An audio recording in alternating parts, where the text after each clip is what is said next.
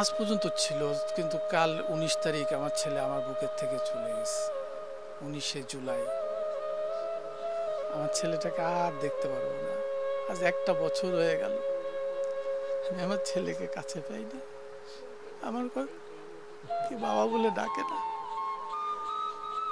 সরকারের কাছে আমার এতটুকুনি চাওয়া যে এই খুনি যারা এর জন্য দায়ী তাদের বিচারটা হোক, সুষ্ঠু একটা বিচার হোক, এটাই আমার চাওয়া। আমরা কিছু বলতে পারি না ভাই, মানে মুখ দিয়ে কত কিছু বলতে চাই, কিছুই তো বলতে পারি না। যে সময় আপনারা আসেন আমরা কিছু বলতে পারি না, কিন্তু তার আগের থেকে কত কিছু বলার থাকে, কিন্তু কিছুই বলতে পারি না।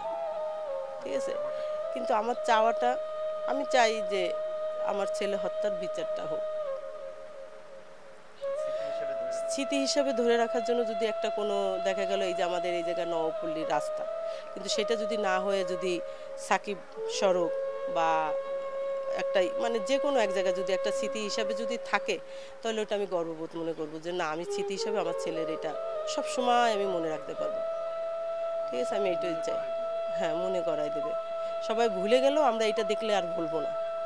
কথা বুঝছেন, আমাদের এইটুকুই চাওয়া, আর কিছু চাওয়া নেই ভাই।